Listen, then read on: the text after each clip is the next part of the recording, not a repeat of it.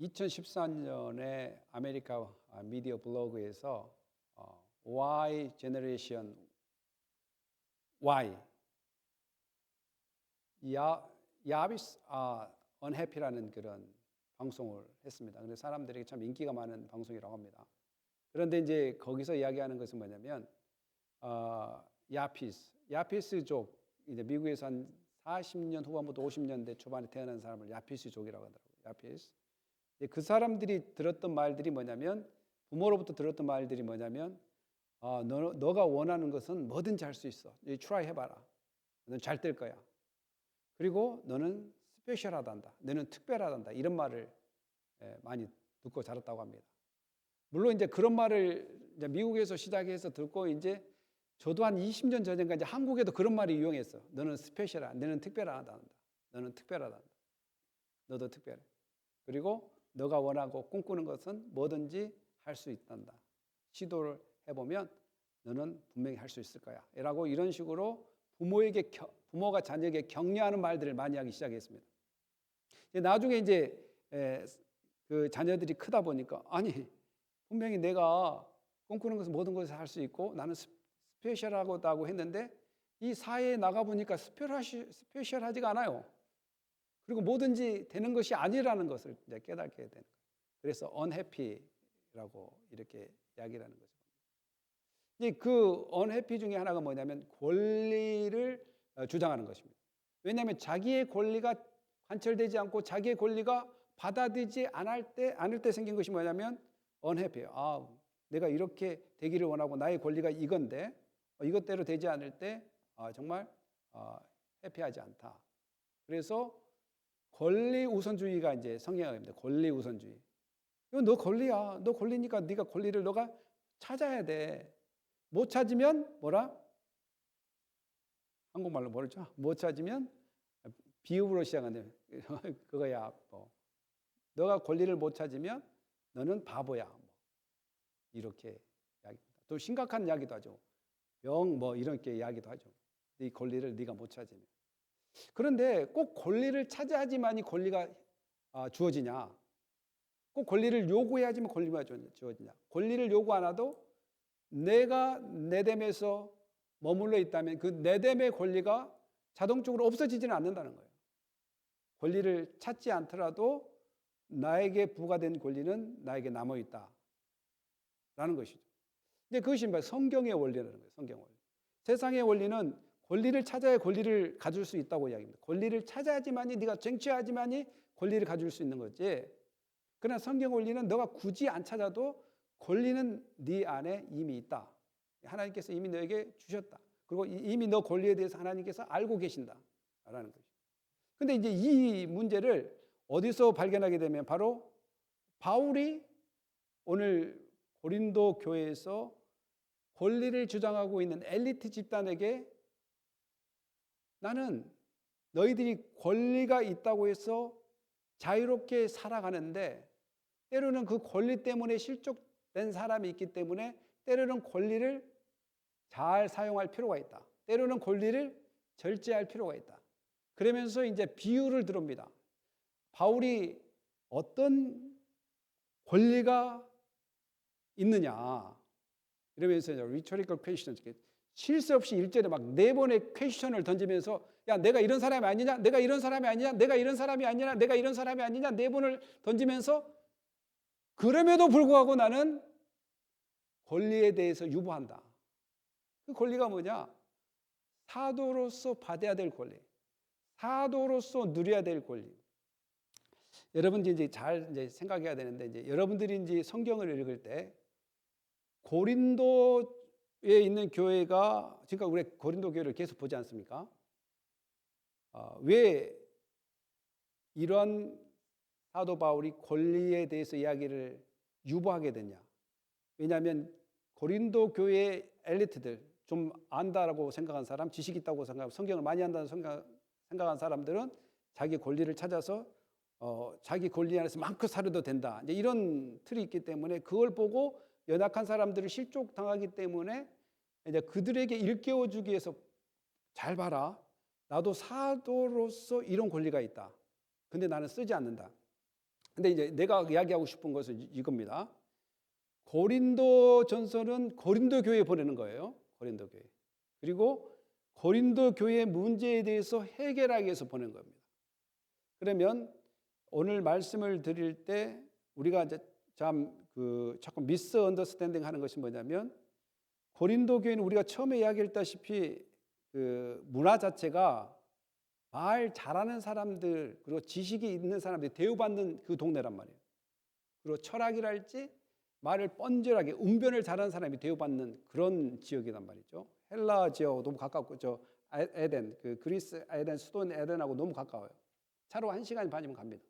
그러니까 그런 상황에 있어서 말을 잘하면 대우받고, 철학가들이 그 참된 어떤 이상을 이야기해주면 그들의 이야기를 듣고 동의돼서 후원을 해주는 그런 시스템입니다. 후원을 해주는. 그러니까 말 잘하는 사람들은 speaking salesman이라고 그래요. speaking salesman. 말에서 말을 팔아먹는 사람이라 이렇게 이야기해요. 근데 이제 바울은 왜 권리를 포기하게 된 가장 큰 원인은 뭐냐면, 이 거룩한 복음이, 예수 그리스도의 복음이 마치 이 지역의 문화처럼 말 잘해서 이 말을 팔아서 후원자들로 하여금 돈을 버는 이런 시스템으로 번질까 봐 바울은 여기서 자기의 권리를 포기하는 것, 곧 마땅히 사도로서 받을 권리과 대접을 받아야 될 것, 또한 compensation, 이게 패키지, 어떤 그 사례비를, 이제 오늘날과 같은 사례비를 받는 것을 요구하지 않습니다. 그러면 여기서 그렇게 될까봐 안 했는데, 그러면 바울이 어떻게 먹고 살았냐? 바로 텐트를 깃고 또 가죽을 이렇게 다루어서 뭔가를 만들어서, 텐트와 가죽 텐트를 만들어서 이렇게 사는데, 그 원인이 바로 자기의 복음, 그 은혜의 복음이 그렇게 그 지역의 사람들이 말해서 먹고 사는 것처럼 변질될까 봐 안 했단 말이에요. 그러면 자기가 그렇게 핸드메이드를 해가지고 먹고 사는 것뿐만 아니라 그걸로 다 채워지지 않아요. 그걸로 다 채워지지 않기 때문에 어떻게 계속해서 그 후원을 받고 사냐? 마케도니아 교회가 후원을 합니다. 마케도니아 교회가 뭐가 있냐? 빌립보 교회하고 데살로니가 교회하고 여러분들이 잘 알고 있는 베레아 교회, 이 교회에서 후원을 합니다. 고린도후서 11장 9절에 보면 마게도니아 형제가 바울의 쓸 돈을 가지고 내려옵니다. 그러면 목사님, 말이 안 되지 않습니까? 아니, 권리를 포기했다는데 왜 또 마게도니아로부터 이렇게 도움을 받습니까? 그러니까 바울은 수리 안디옥 교회에서 도움을 받고 또 여러 군데서 마케도니아 교회에서 후원을 받습니다. 그러나 고린도 교회에서만큼은 안 받았단 말이죠. 그 이유가 바로 복음을 변질시킬까 봐, 복음을 잘못 받을까 봐, 또 그 복음 때문에 구원을 받는 것이 아니라 마치 철학자들처럼 복음이 희석될까 봐 그 권리를 포기했다, 이 점을 알고 시작해야 됩니다. 그러지 않으면 모든 것을 똑같이 시작해버리면, 목사님, 저 바울은 사례비 안 받던데요, 이렇게 그 백그라운드를 모르고 일률적으로 생각해버리면 안 된다는 거죠. 그러면 우리가 한번 봅시다. 1절부터 왜 그 권리를 그렇게 있음에도 불구하고 유보하게 되는지. 그러니까 내가 자유인이 아니냐, 또한 예수 그리스도를 믿음으로 자유함을 얻는 자란 말이에요. 또 예수 우리를 주를 보지 못하는 자, 예수 그리스도를 만난 사람이다. 주 안에서 행한 나의 일을 너희가 알자. 내가 너희를 복음을 증거한 사람이 아니냐라고 하면서 계속 질문형 답을 통해서 자기의 권리가 있다는 것을 이야기합니다. 나의 사도됨을 주 안에서 인친 것이 너희라. 나를 판단하는 자들에게 변명할 것이 이것이 이제 변명을 하기 시작합니다. 너희도 권리가 있지만 나도 권리가 있다. 어떤 권리냐? 사도로서 권리다. 고린도 전서 9장 4절 6절도 우리가 먹고 마실 권리가 없겠느냐? 먹고 마실 권리가 없겠느냐. 바울이 먹고 마실 권리. 여기서 우리란 바나바를 이야기합니다. 바나바와 바울은 고린도 교회에서는 충당받지 않았습니다. 후원을 받지 않았다는 거예요. 우리가 다른 사도들과 주의 형제들과 게바와 같이 믿음의 자매된 아내를 데리고 다닐 권리가 없겠느냐. 그러니까 다른 사도들은 이미 후원을 받았다는 거예요. 받고 주의 형제들과 게바, 여기서 베드로를 이야기하는 베드로는 누구까지 데리고 다녔어요? 자기 부인까지 데리고 다녔어요. 선교 현장에 복음을 증거. 바울도 그런 권리가 있다. 바울도 그런 권리가 있다. 바나바도 그런 권리가 있고 다른 제자들 또한 베드로도 그렇게 부인을 데리고 다니면서 함께 다니면서 복음을 증거하는데 그 사람들은 후원을 받는데 우리도 그런 권리가 없겠느냐? 받을 권리가 있다는 말이죠. 받을 권리가 있다라는 거죠. 그리고 신명기 12장 19절도 너는 레인을 저버리지 말지라 이는 너희 분깃이나 기업이 없는 자임이니라. 그러니까 구약에서도 성전을 지키는 또한 집중해서 주의 일을 하는 또한 이런 사람들을 없임 여기지 말라는 거예요. 그리고 그들을 저버리지 말라, 모른다 하지 말라는 거예요. 너희들이 일할 때 그들은 성전을 지켰고 또한 너희들이 예배를 잘 드릴 수 있도록 그들은 준비했다는 거예요. 그들이 일을 할 수 없어서 또한 불구여라서 일을 하지 않는 것이 아니라 파트가 다르는 것이죠. 은사가 다르고 부르심이 다르는 것이죠. 너희는 예배를 섬기는 자로 불렀고 너희는 이러이러한 은사를 통해서 이런 일을 하기 위해서 불러서 서로 채워가야 된다는 거예요. 이것은 바울이 구약의 말씀을 들여서 이렇게 이야기하는 것을 보게 됩니다. 그래서 누가 자기의 비용으로 군부모를 마치겠냐 이러면서 계속해서 구약을 사용하고 또한 자기 권리를 이야기하면 또 세상의 원리를 또 사용해서 이야기합니다. common sense, 세상의 원리. 세상에서도 누가 자기의 비용으로 군복무를 하겠냐, 누가 포도를 심고 그 열매를 먹지 않겠냐, 누가 양떼를 기르고 그 양떼를 저들 먹지 않겠는가. 바로 고린도 지역에 큰 직업이 3개가 있는데 바로 군인, 목축업, 농부. 그 당시에 가장 많이 차지했던 그 일꾼 군이 이 자백 그 군이 3가지. 스파르타가 있고 또한 적들과 싸움이 많다 보니까 군인이 많이 있단 말이에요. 그 지역에. 그런데 목축업과 농업이 많이 성행하는. 그 사람들이 대충 보니까 그 사람들의 삶을 보니까 군인도 나라에서 징벌할 때 그들에게 모든 것을 필요를 주더라는 거예요. 그리고 농사하신 분들도 자기의 포도원을 잘 갖고 와서 거기서 포도를 짜서 먹고 맛을 보더라는 거예요. 열매의 맛을. 그리고 더 나아가서는 목축도 마찬가지예요. 목축도 한 사람이 양을 기르는 사람들 바로 밀크를 짜먹듯이 마찬가지로 바울도 그러한 권리가 있다는 거예요. 복음을 증거하고 또한 복음을 통해서 구원받은 백성들이 또한 나에게 복음을 가르쳐주고 말씀으로 인도해준 그에게 감사를 표현하는 것은 세상의 커먼 센스라는 거예요. 커먼 센스. 이것을 바울이 이렇게 그 사람들에게 이야기합니다. 이러이러한 상황과 처지 또한 구약에서도 세상의 원리에서도 이러한 사람에게 멍에를 이게 마스크 뭐죠? 음식을 못 먹게 하는 소와 이게 이런 동물들이 먹지 못하도록 이렇게 망을 씌우지 않습니까? 그런데 일하고 나서는 그들에게 풀을 먹을 수 있도록 망을 끌어준다는 거예요. 그런 것처럼 이 모든 것은 성경에서뿐만 아니라 세상의 원리에서도 마찬가지로 복음을 증거하는 사역자도 그와 같은 대접을 받아야 되는데도 불구하고 계속해서 나는 그것을 유보한 이유를 설명해 주고 있습니다. 그래서 신명기 25장 4절도 곡식 받는 소에게 망을 씌우지 말지나 곡식을 받는 소에게 망을 씌우지 이게 열심히 일한 그런 소에게 망을 씌우지 않는다. 그처럼 바울도 그러한 존재라는 것을 이야기합니다. 그러니까 모세 율법과 곡식을 밟던 소에게 망을 씌우지 말라 기록하였다. 하나님께서 어찌 소를 위하여 염려하심이냐 오로지 우리를 위하여 말씀하시니 아니냐.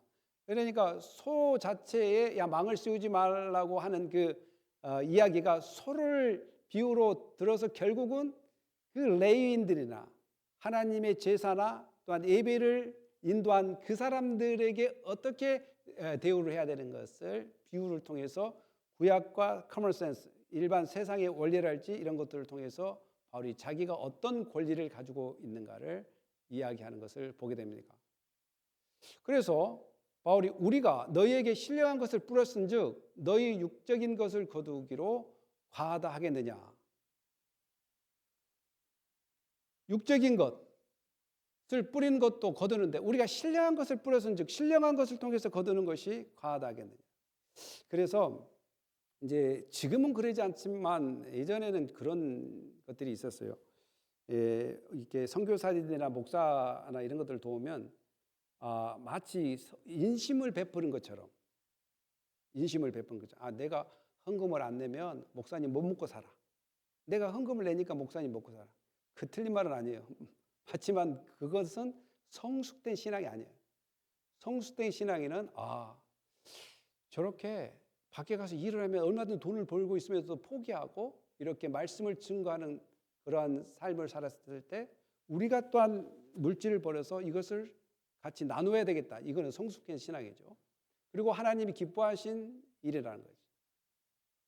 이것이 어떤 자비를 베푸는 것이나 선심을 쓰는 것이 아니라 그런 커먼 센스라는 거, 세상의 원리라는 거. 이 사람도 일을 했기 때문에. 그래서 옛날에 우리가 이제 미국 교회 목사님들을 좀 이상하게 생각한 것 중에 하나가 뭐냐면, 아니 세상에 저렇게 사례비를 많이 받아? 아니 저렇게 뭘 사례비를 안 준다고 그만둬? 막 이런 것들이 좀 생각이 됐는데, 때로는 구약의 느헤미야가 포로로 귀환해서 올 때 느헤미야가 이렇게 이야기합니다. 성전을 건축하고 성전을 건립하고 이제 부흥을 일으키기 위해서 이제 다 흩어졌던 레인들을 다시 모으고 이제 예배를 회복시킵니다. 예배를 회복시키는데 사람들이 처음에 막 이제 다시 무너졌던 교회가 회복되고 성벽이 재건돼서 다시 회복되니까 예배를 열심히 드리고 막 기뻐했단 말이에요. 이제 어느 순간 가니까 희미해져 버립니다. 신앙도 희미해지고 사람들도 힘들어지니까 이제 성전세랄지 모든 것들을 내지 않아요. 그때 이제 일어났던 것이 뭐냐면 레인들이 다 흩어져 버려요. 그래가지고 계속해서 예배를 드릴 수가 없게 되었습니다. 예배가 드릴 수가 없어요. 또 다시 그들을 모으기 위해서 백성들에게 이야기합니다. 이 레인들이 예배를 드릴 수 있도록 우리가 힘을 모아야 된다. 가지고 다시 예배가 회복돼야 된다. 이렇게 느헤미야가 이렇게 이야기하는 구절을 통해서 다시 회복이 일어납니다. 마찬가지로 어떤 일이 있을 때 역할 분담이라는 것이죠. 우리가 이제 그 만인 제사장이라고 해가지고 모두가 성도가 왕 같은 제사장이고 또 선지자의 역할을 가지고 있다. 그런데 포지션이 다르다. 부르심이 다르다는 거예요. 어떤 곳에 부르심이 있는가. 그래서 모두가 동동하는 거예요. 그 누가 목사를 하고 있어 높은 사람이 아니다. 또 낮은 사람도 다 예수 안에서 하나라는 거예요. 어떠한 그 하이라키 구조가 아니라는 거예요.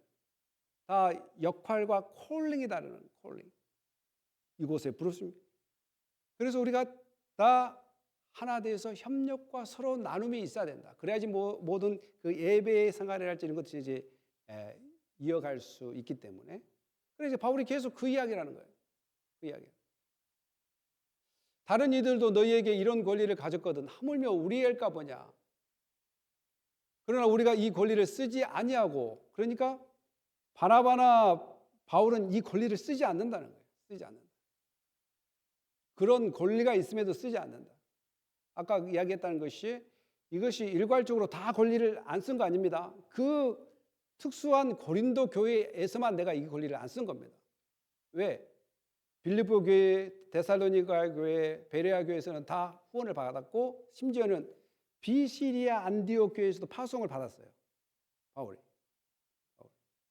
그러니까 그 상황이 그렇게 되니 내가 복음이 정말 그들이 스피킹 셀즈맨처럼 말해서 버는 사람처럼 이 신비스럽고 은혜의 복음이 그렇게 약화되고 마치 그들에게 그런 취급을 당할 것 같아서 내가 그 권리를 찾지 않겠다. 그러므로서 범사의 모든 것은 그리스도의 복음에 아무 장애가 없게 하는 데 목적이 있습니다. 복음의 장애가 없게 하기 위해서. 그 목적이라는 것은 권리를. 그러니까 이 권리의 이야기를 하면서 뭘 이야기했냐면 그 엘리트들이 야 내가 성경을 좀 많이 알고 좀 내가 말을 좀 잘하고 교회에 좀 힘이 있으니까 자유롭게 나를 살고 있는데 왜 다른 사람을 신경 써야 되냐라고 그렇게 권리를 주장하는 사람에게 권리가 어떻게 쓰여져야 되는가? 권리가 어떻게 써야 되나? 이것이 있더라도 이것이 복음에 방해되고 정말 하나님의 영광을 드러내지 못한 권리라면 때로는 절제하는 그런 것들이 이제 필요하다. 이것이 그 핵심적인 얘기다. 핵심적인.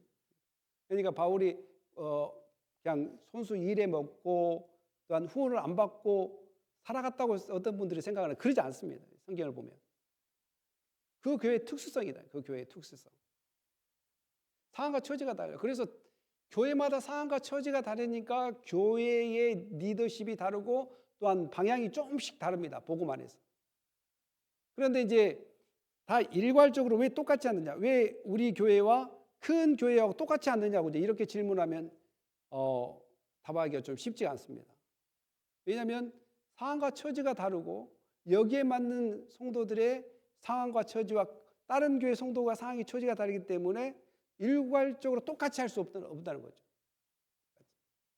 제가 그 일부 예배, 미국 예배는 내가 전통적으로 이렇게 리더지, 예배 형식을 가지고 딱딱딱딱 이렇게 하고 멘트도 넣어가면서 이렇게 막 탁탁 합니다. 왜냐하면 그분들이 그렇게 계속 예배를 드려왔기 때문에. 근데 우리는 멘트 하지 않고 그냥 계속해서 찬양하고 기도하고 이렇게 넘어가지 않습니까? 근데 그 특수성이 그렇게 됐기 때문에 그들에 맞춰서 하는 겁니다. 보시더라도 차분차분 천천히 이제 해야 되겠죠. 그러면서 계속해서 바울은 섬기는 이들은 제단과 함께 나누는 것을 너희가 알지 못한 이와 같이 주께서 복음 전하는 자들이 복음으로 말미암아 살리라 명하셨느니라. 이제 우리 성경에는 복음으로 말미암아 산다 이 말을 할 때 그냥 복음만 증거하면 산다 이렇게 받아들일 수 있는데 should get their living cost를 이야기합니다. 복음을 증거함으로써 얻어지는 그러한 삶의 코스트가 필요하다. The gospel. 레위 사람들과 제사장 내일 온 집안 이스라엘 중에 분깃도 없고 기업도 없으니 그들의 여호와의 화제물과 그 기업을 먹을 것이라. 신명기 18장 1절 이렇게 또한 구약을 계속해서 이야기하면서 같이 설명하는 것을 보게 됩니다. 사랑하는 성도 여러분, 우리도 마찬가지로 권리가 있습니다. 어떤 권리가 왜 없겠습니까? 사람마다. 그러나 그 권리를 어떻게 쓰느냐가 상당히 중요합니다. 어떻게 쓰느냐. 모든 사람은 권리가 있는 것은 부인할 수 없습니다. 모든 사람의 권리가 있습니다. 그러나 그 권리를 어떻게 쓰느냐가 우리 크리스천에게 중요한 덕목이 되다는 사실입니다. 그러니까 우리의 그 크리스천들의 그 권리 목적은 이것이 정말 하나님께 영광이 되는 건가? 이것이 하나님의 영광이에요. 두 번째는 이것을 통해서 이웃을 살리는 것인가? 내 형제 자매를 살리는 것인가? 죽이는 것이야. 이것이 이제 큰 판단의 기준이 되는데 우리가 어떻게 완벽하게 그 두 개를 다 판단해서 삶을 살아갈 수 있겠습니까? 그럼에도 불구하고 우리는 늘 그렇게 살 수 있도록 말씀을